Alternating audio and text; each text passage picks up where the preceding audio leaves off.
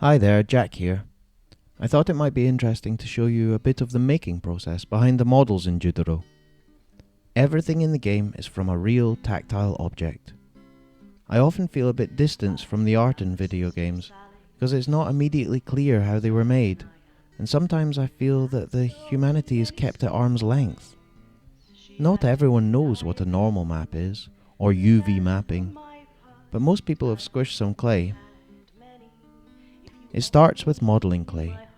Two types, both which dry hard as rock, and are activated by mixing two parts together. First milliput, a slightly cheaper, slightly more fibrous putty, then green stuff, a more plasticky two-part putty. Then, when both have been squished together to activate them, I mix it all together. I find this combo is tough and more workable. It can be smoothed nicely with water, and it's a bit cheaper than just using green stuff. You know, sometimes I know what I'm making. Sometimes I sort of know. Sometimes I just mess about and see what comes out. Either way, making stuff like this gives me more time to think of the other aspects of the scene. What context will this object go in? What will it have to say?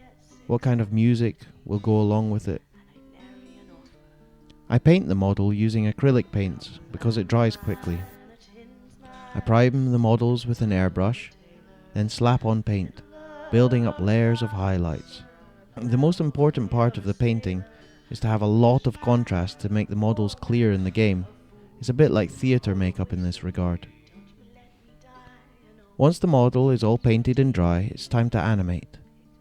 With this model, the articulation is done just with a softer plasticine-like clay.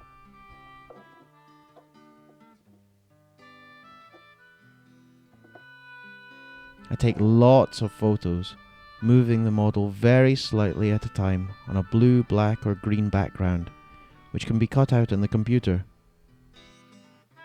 There must be thousands upon thousands of photos in the game. I don't really think about it. It's just magic to see the things come to life.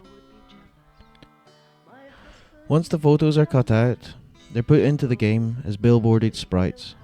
And that's pretty much that.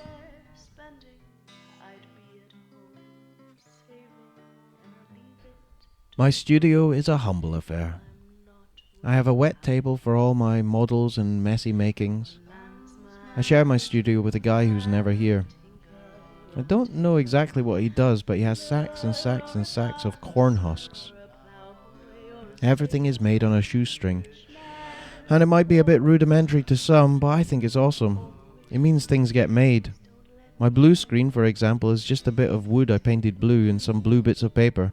I've often been in a bit of a battle with perfectionism, because it more often than not gets in the way of just doing it, getting the job done, making art.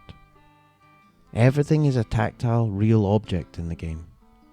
Some models use these ball joint things. These are usually more unique models that needed special articulation and movement.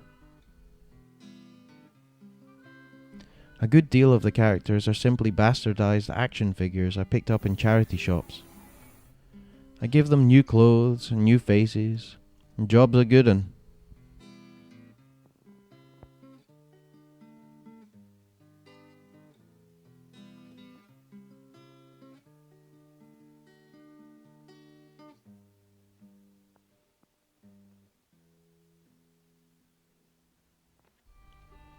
Everything is made in the game.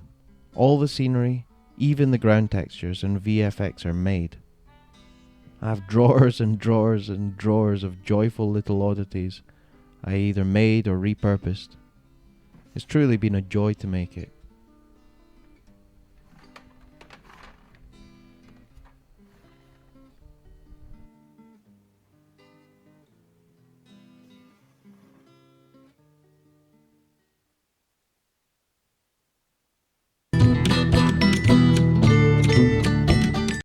Thanks for watching, and if you like what I do and want to support, click my Ko-fi link in the description.